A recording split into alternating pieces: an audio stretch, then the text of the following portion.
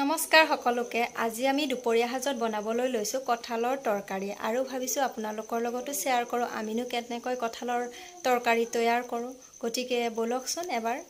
আপোনালোকেও চাব এয়া আমি পৰিমাণ অনুযায়ী কঁঠাল লৈছো ধুনীয়াকৈ কাটি ধুই লৈছো আৰু ইফালে লৈছো বিলাহী এটা আলু এটা পিয়াজ তিনিটা আদা নহৰু পৰিমাণ অনুযায়ী আৰু ইফালে লৈছো লং ইলাইচি দালচেনি তেজপাত ধনিয়া নৰসিংহৰ পাত কম পৰিমাণে আৰু ইফালে জিৰা গুড়ি এতিয়া আমি ফাৰ্স্ট টাইম কঁঠালখিনি কুকাৰত বইল কৰি লম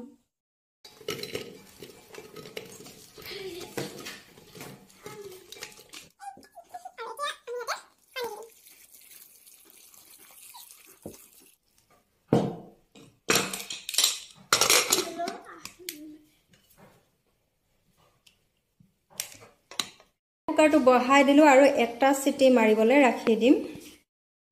কঁঠালখিনি বইল কৰি ধুনীয়াকৈ পানীটো যোৱালৈকে এনেকৈ ৰাখি দিছো পানীটো গোটে গৈছে আহি বহাই অলপমান গৰম কৰি এটা তেল বহাই দিম আমি তেল বহাই দিলো তেলখিনি গৰম হৈ আহিছে আলুখিনি ফ্ৰাই কৰি লৈছো এফালে কঁঠালখিনি এনেকৈ পানীটো যাব দি অকমান ভাজি লম যেহেতু মছলাৰ লগত দিলে ভালদৰে ভাজা নাযাবও পাৰে সেইকাৰণে এনেকৈ আগতীয়াকৈ অলপ ভাজি লম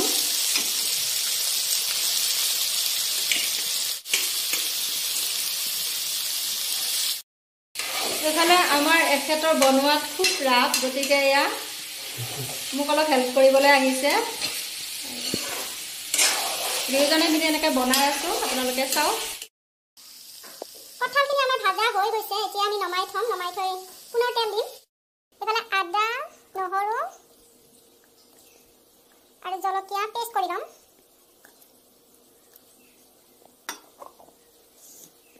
লং ইলাইচি দালচেনি এনেকৈ এইখিনিও বেলেগকৈ পেষ্ট কৰি ল'ম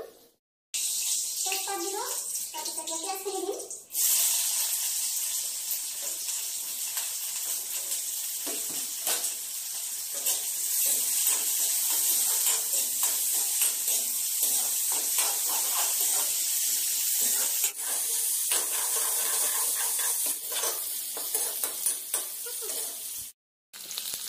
পিঁয়াজখিনি অকণমান ভাজা হৈ গৈছে আৰু এতিয়া অলপ আদা নহৰু দিম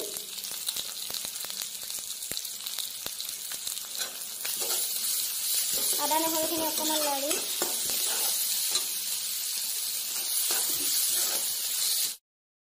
আদা নহৰুখিনি অকণমান ভাজ খোৱাৰ পিছত আমি বিলাহীখিনি দিম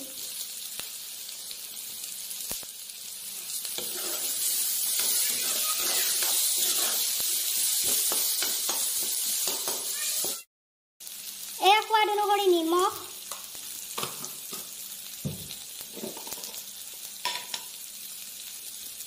হালধি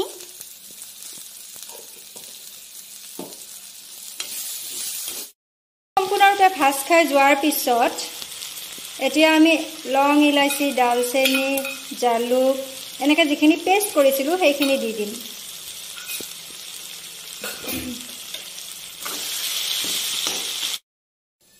এইখিনি গোটেইখিনি ধুনীয়াকৈ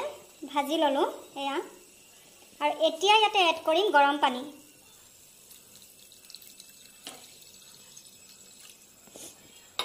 কম পৰিমাণে গৰম পানী এড কৰিছোঁ এতিয়া আমি ইয়াতে এড কৰিম কঁঠালৰ ভাজি থোৱা অংশখিনি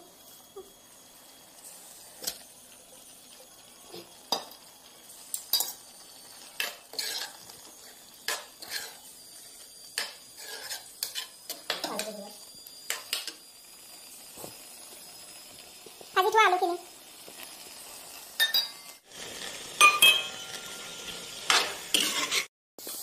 এতিয়া আমি এড কৰিছোঁ জিৰা গুড়ি এয়া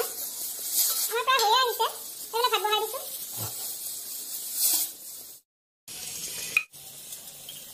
ইয়াতে অকণমান কিবা চিক্ৰেট আইটেম টেষ্ট কৰি ৰাখিছিলোঁ আৰু এইখিনি দি দিছোঁ এয়া ভাল লাগিলে আপোনালোকক জনাম বাৰু আমি খাই চাওঁ ফাৰ্ষ্ট টাইম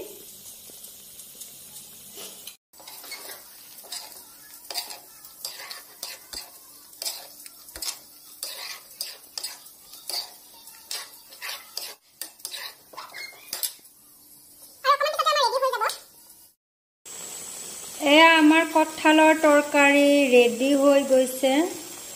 এতিয়া আমি নমাম এয়া আমাৰ কঁঠালৰ তৰকাৰী ৰেডি হৈ গৈছে খাবলৈ এই চাওকচোন কিমান ধুনীয়া দেখা গৈছে এইখিনিতে মই ভাৰতীয় স্থলজল আৰু বায়ু সেনা বাহিনীত কৰ্মৰত জোৱানসকলক চেলুট জনাইছো তেওঁলোকক ভগৱানে অধিক পৰিমাণে শক্তি দিয়ক আৰু সুৰক্ষিত ৰাখক তাৰে কামনাৰে জয় হিন্দ